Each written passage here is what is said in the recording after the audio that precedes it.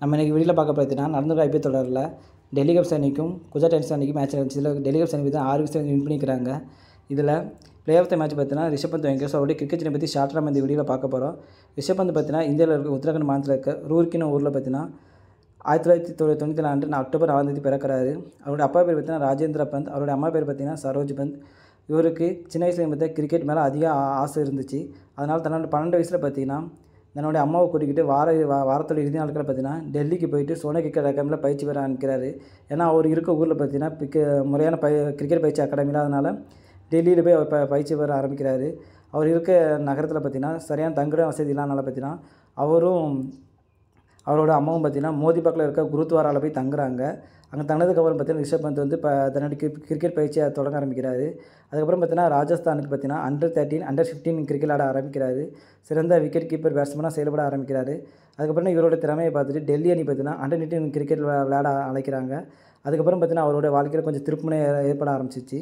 ஏன்னா அசாமுக்கு அணிக்கு எதிராக பார்த்தீங்கன்னா தன்னோட முதல் இன்னிங்ஸில் ரிஷப் பந்த் பார்த்தீங்கன்னா 35 ரன் எடுக்கிறாரு. அதுக்கப்புறம் பார்த்தீங்கன்னா ரெண்டாவது இன்னிங்ஸில் கிட்டத்தட்ட 150 ரன்கள் எடுத்து எல்லாரோடைய கவனத்தையும் ஈர்க்கிறாரு. அதுக்கப்புறம் பார்த்தீங்கன்னா டெல்லி அணி அவரை அண்டர் 19 கிரிக்கெட் உலகக்கோப்பை கூட்டு போகிறாங்க. அது பார்த்தீங்கன்னா நேபாள் அணிக்கு எதிராக பார்த்தீங்கன்னா கிட்டத்தட்ட 18 பந்துகளை அரை சதம் அடிக்கிறாரு.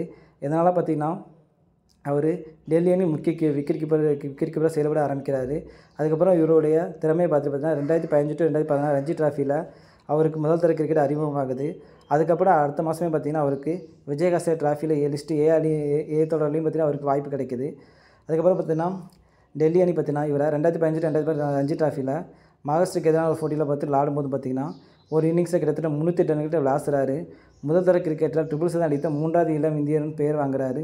அதுக்கப்புறம் பார்த்திங்கன்னா அவர் ஜார்க்கண்ட் அணிக்கு எதிராக பார்த்தீங்கன்னா டெல்லி ஆட்டத்தில் ஜார்க்கண்ட் அணிக்கு எதிராக பார்த்தீங்கன்னா ரஞ்சி டிராஃபியில் வெறும் 48 பந்துகளை தன்னோட முதல் சதத்தை பதிவு செய்கிறாரு.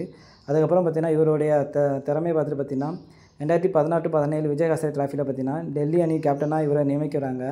ஏன்னா இதற்கு முந்தைய சீசனில் பார்த்தீங்கன்னா டெல்லி அணி வழிநடத்துறது கௌதம் கம்பீர் தான் வழிநடத்திருந்தார். ஸோ அதுக்கப்புறம் பார்த்தீங்கன்னா ரிஷப் பந்தை கேப்டனாக செயல்பட வச்சுருக்கிறாங்க.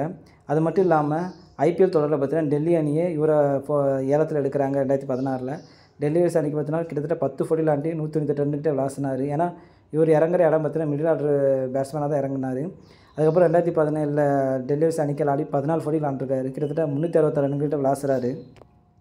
அதுக்கப்புறம் இவர் விளாடும் விதத்தை பார்த்தீங்கன்னா இந்திய அணி இந்திய நிர்வாகம் பார்த்தீங்கன்னா இவரை இங்கிலாந்துக்கு எதிரான தொடரான T20 தொடரில் இவரை இப்போ முதல் தடவை அறிமுகம் கிடைக்கிது அவருக்கு.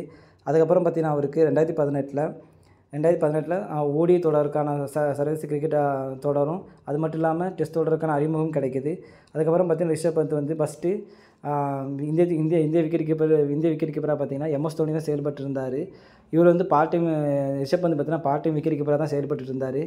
அது தோனி ரிட்டைர்மெண்ட் ஆகிற டைமில் போனதுனால பார்த்திங்கன்னா தோனி பார்த்திங்கன்னா எல்லா போட்டிகளும் ஆட மாட்டார், சில போட்டிகள் மட்டும் தான் ஆடிட்டு இருந்தார்.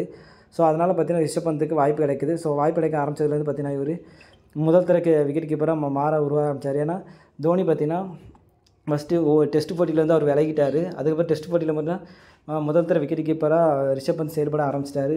அது மட்டும் இல்லாமல் இவரோட அதிரடியான லெஃப்ட் ஹேண்டர் பேட்ஸ்மேனால் பார்த்தீங்கன்னா இவர் இந்திய அணிக்கு பார்த்தீங்கன்னா பெரும் அதிரடி பேட்ஸ்மேனாக மிடில் ஆர்டரில் இருந்துகிட்டு இருந்தார். அதுக்கப்புறம் பார்த்தீங்கன்னா தோனி விளாட்னதுக்கப்புறம் பார்த்தீங்கன்னா இவர் தான் முதல் தர விக்கெட் கீப்பராக செயல்பட ஆரம்பிச்சிருக்காரு. அதுக்கப்புறம் கிட்டத்தட்ட 2022 வரைக்கும் இவர் தான் இந்திய அணிக்கு விக்கெட் கீப்பராக செயல்பட்டுருந்தார். அதுக்கப்புறம் பார்த்தீங்கன்னா இவருக்கு துணை கேப்டன் பதவி கொடுக்குறாங்க.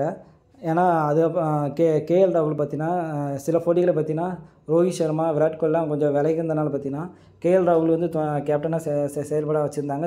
பட் KL ராகுல் பார்த்தீங்கன்னா காயங்காரனா அவர் வந்து தொடர்லேருந்து விலகிடுவார். ஸோ அந்த தொடரில் பார்த்தீங்கன்னா ரிஷப் பந்த் கேப்டனாக செயல்படுவார்.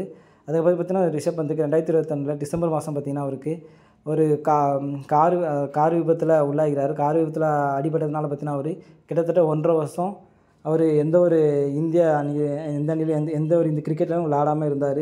அதுக்கப்புறம் பார்த்தீங்கன்னா இந்த வருஷம் ஐபிஎல் தொடர் தான் விளாட ஆரம்பிச்சிருக்காரு. ஸோ இந்த ஐபிஎல் தொடரை வச்சு தான் இவருக்கு வர இந்த வருடத்தில் இருக்கிற T20 உலகக்கோப்பை தொடருக்கு எடுப்பாங்கன்னு வச்சுருந்துச்சு. ஸோ இந்த தொடரில் பார்த்தீங்கன்னா இவர் சிறப்பாக தான் செயல்பட்டு இருக்கார். ஸோ ஏன்னா லாஸ்ட் மேட்ச்சில் பார்த்தீங்கன்னா இவர் கிட்டத்தட்ட 2 ஸ்டெம்பிட்டு 2 கேட்ச் பண்ணியிருக்கிறாரு. அது மட்டும் இல்லாமல் குஜராத் டைட்டன்ஸ் அணிக்கு எதிராக பார்த்தீங்கன்னா லாஸ்ட்டில் செம்மையான ஒரு இன்னிங்ஸ் ஆடி டெல்லி கேப்ஸ் அணியை வெற்றி பெற வச்சுருக்கிறாரு. ஸோ நாளைக்கு வந்து வேறு பிளேயர் ஆஃப் த மேட்ச் யாருன்னு பார்க்கலாம், அவங்கள பற்றி வீடியோ போடலாம். தேங்க்யூ.